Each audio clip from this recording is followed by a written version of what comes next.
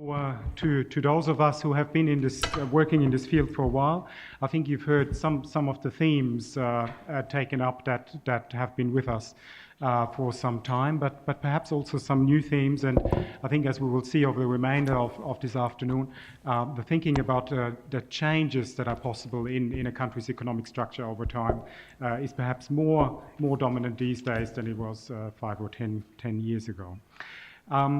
Two excellent presentations. I'm sure there will be questions, and if you'd just like to indicate if you would like to ask a question. When you ask a question, would you mind please identifying yourself as well, if you're comfortable doing that? That helps us give the context. And just while we're getting ready, I might just kick off with a very quick question to both Peter and David. And my question would be, to what extent are you figuring into your deliberations and considerations the pledges or targets already announced by other countries and perhaps in preparation? David, you did mention Canada. Thanks, Frank. Yeah, please. I think the timetable that the government is committed to, which is to announce its iNDC in the lingo by mid-2015 will mean that the government is in a position to be aware of many, if not most, of the commitments made by other countries. As I understand it, the United States iNDC is expected shortly, and Canada has committed to releasing it soon after the United States, I believe. And we already have the European Union. So I think and obviously the developing countries are also important, but I think we're going to know a lot about the pledges of other countries in the time frame over which we are doing our work, and those will clearly be relevant to the judgments that Australia makes. No, answered it so well. Exactly right, David. Very happy with that answer. Rod Holsworth from Humane Society International. Just to David mainly, I thought you said in part of this 2020 target review you're looking at policy options, and I just wondered if you could comment on to what extent you're locked in, I guess, to the government's current position on direct action, which of course is a big issue as to whether it can actually achieve a substantial 2020 target, and another substantial policy block might be the government's decision not to take on overseas credits, such as saving, protecting forests and so on, which both could be big issues. Are you sort of saying is there some scope for policy review over the next little while? Thanks. So, to be clear, we are in the business of providing options for the government. Obviously, to point out the obvious, it's ultimately the government's decision about which of these policy options to take up, but the timing is such that by the middle of the year, it will still be early days for the Emission Reduction Fund and the safeguard mechanisms. The safeguard mechanism will still be being developed. So I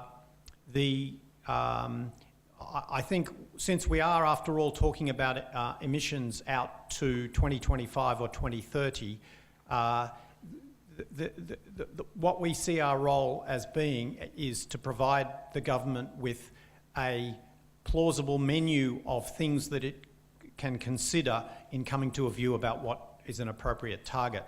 But I don't think the government will be in a position to actually nail down what specific things it will be doing as of the middle of this year, because there are several moving parts that are under development.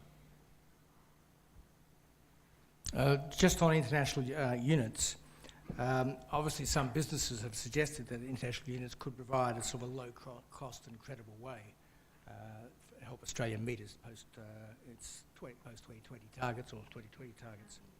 Sorry, I'll try again. Some businesses have obviously suggested that international units would provide a credible way for the Australian government to meet its targets.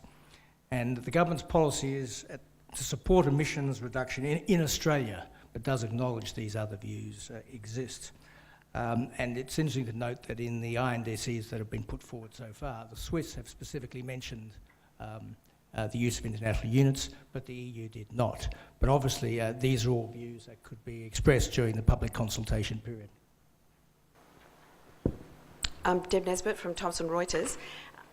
David, you referred to Treasury modelling from 2013. Since then, the economy's changed a bit, particularly the terms of trade. I'm just wondering, given the importance of setting a 10-year target that will have an economic impact, why the government's not investing in fresh Treasury modelling? So I think that there have by now been a large number of modelling exercises done by a range of people under a range of assumptions about the economy, and broadly the conclusion from those modelling exercises is, I would say, relatively similar, namely to give us an idea of the for plausible reductions in emissions over the sort of timescale we're talking about, the sort of reduction in economic growth that is involved. And since I was involved in that Treasury modelling, I'm happy to quote the number to you, which is that for the sorts of emissions reductions we're talking about, we're looking at a reduction in economic growth of the order of 0.1% per annum. There's a range of economy-wide modelling that gives you that sort of answer. There's no question that conditions have changed, but as I say, that modelling's been done by a variety of people under a variety of circumstances, and that's roughly the answer that you get.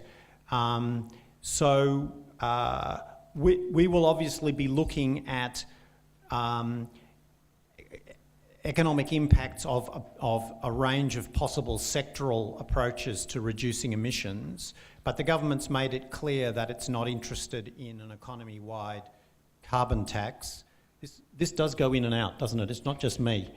We'll swap it for this one. No, it's not you, David. I'm just wondering the particular words I say, and all of a sudden it goes blank. Yeah. Anyway, so our sense of it is that we have learnt a lot from the modelling that's already been undertaken, and we will be drawing on that. But I guess, and everybody is aware of this, the fact that economic conditions have changed as much as they have in the relatively short period of time since the modelling was last updated does offer a caution for the fact that, with the best will in the world, conditions change in ways you don't expect and make this modelling useful, but not the only way to think about these things, because the trouble with modelling, of course, is that what you're trying to do is predict the future, and that's hard. Let's hear from a modeller. So, Steve Hatfield from CSIRO, who does use models. David, I was wondering if you would comment. It seems to me that the way the economy has changed over the last few years is significant in interpreting the modelling, because we would now say that we've got very slack demand and plenty of room for stimulus, and the modelling all assumes essentially full employment sort of balance over the fiscal cycle, and that would imply certainly over the next 5 and possibly the next 10 years that whatever number was previously the case would now be an upper bound estimate, and that the cost might be significantly lower than that. Would you agree with that? So is this this is a comment about what the business as usual profile looks like? So you gave a cost number, and with the change in circumstances, we should know which side of the cost estimate we would be on.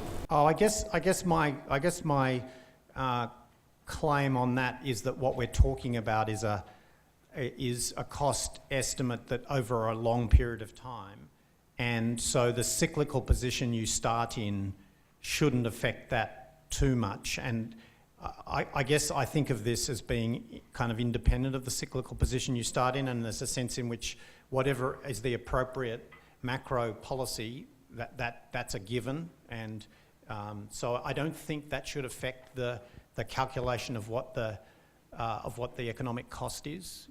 At least that's what I think that's right. Okay. I'm sure there's another question or two about the international. I'm sorry, Peter. Yeah, all right. Okay. I'm sure there will be another question or two about the international dimension of the issue. So, is your question related to international? On the contrary, I was going to question about the state role and the role of state governments. Okay, let's have that question, and then in the final round of questions, I would encourage questions that relate on the road to Paris. Peter, you made, I think, brief reference to the expectation that state governments would focus on adaptation and development of resilience. Are you actively discouraging state governments from being involved in mitigation, and how might the activities of state governments be taken into account in your assessments? No, not at all. I was just dealing with the adaptation issue and the role of state governments in that issue. And obviously there have been a number of state governments who have actually shown a strong interest in climate change issues. And as I understand it, David has actually written to Premier's departments of all those state governments looking for their engagement as we move forward to Paris. But I might let David comment further on that. So we have actively sought information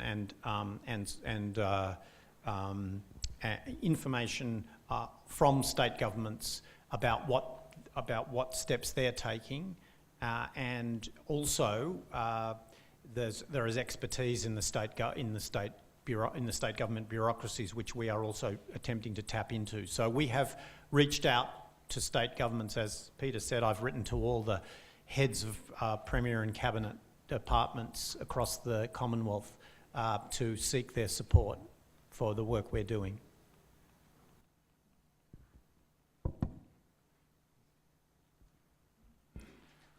Peter, you mentioned that in the last negotiations at the beginning of the year that the draft text considerably extended. You may have mentioned the kitchen sink was thrown in. Can you discuss what's been added in and what the potential areas of contention will be in Paris? Marcus, do you want to tell us who you are? Marcus Priest. Yeah, look, I mean, the agreement is on the UNFCCC website, and as I say, it's now it's doubled in size. What happened in Lima was interesting because the main focus was the Lima agreement. And that's where delegations put all their attention. And so in a way you had a document which came out of Lima in terms of the draft agreement, but it didn't have the attention of senior members of delegations, I suspect. So what the co-chairs did and you have a system where you get new co-chairs each year. And so this year you have an American and an Algerian co-chair representing Annex 1 and non-Annex 1 countries. And they're obviously looking to build confidence. And so they started off the discussions by saying, okay, what did we miss? Let's make sure we know what everybody wants. And then we can discuss how we get down to looking at sort of what the key options, alternate options might be, and where the political landing point might be. So we really spent a week adding stuff. And I mean, everything you can think of has been essentially added. And the difficult task, of course, is honing that down to something which can get us closer to an outcome in Paris. And towards the end of Geneva, they did start to try to streamline the text, and even that they found quite difficult. But the previous chairs had used iterations of the text. The meeting had taken place, and the previous chairs would go away and produce their own next draft, which is an efficient way of working. But these co-chairs have not decided to do that at this point. They're keeping it very much a state process and seeing how much progress we can make along those lines. And obviously the next meeting is Bonn. There'll be 2 weeks in Bonn at the beginning of June, and we'll get a much better sense of how the process is working. But as I mentioned to you earlier in my speech, the way the UN system works is that you don't make the really key political calls in relation to concessions until much later in the process. But we shall see how it goes. But there's a lot of difficult things to be resolved, particularly the balance between mitigation, adaptation, how climate finance is handled, the issues of loss and damage. There's some big issues which still need to be resolved. But the very positive thing, which makes Paris different from Copenhagen, is when we get to Paris, all the major economies, I expect, will have produced their iNDCs, and many other economies will have done so as well. And that's actually a big difference. We are behind time, but we'll allow one final question. The speakers are encouraged to ask questions as well, as are my students in the climate policy class. Peter, thanks for the speech. You mentioned quite a lot about how developing countries have increased their emissions more recently. But when we're dealing with these issues, it's not just current emissions, it's also historic emissions. And this seems to be a bit of a point of contention in the discussions. Do you think from an Australian perspective, considering we face quite a large threat from climate change, it could be within our interest to try and negotiate some type of compromise on this position of developed versus developing countries? Do you think that's a position that Australia could take as one of the developed nations which is facing major threats from climate change? The issue of historical emissions is obviously as part of the suite of more controversial issues going forward. I mean, it obviously, why do you want to talk about historical emissions? Because it plays into finance, adaptation finance, and it plays into issues such as loss and damage. So there's some very complex issues associated with historical emissions, and obviously this is part of the negotiations. But I'd be very surprised if, we tend to take a very pragmatic approach to negotiations, and we would argue that loss and damage and those sort of historical emissions discussions are probably not the thing to be discussing at this point. Let's keep focused on what we're trying to do in terms of the Paris Agreement. Well, thank you very much, Ambassador Woolcott and Dr. Gruen, for your extensive and very open comments, and let's collectively say thank you.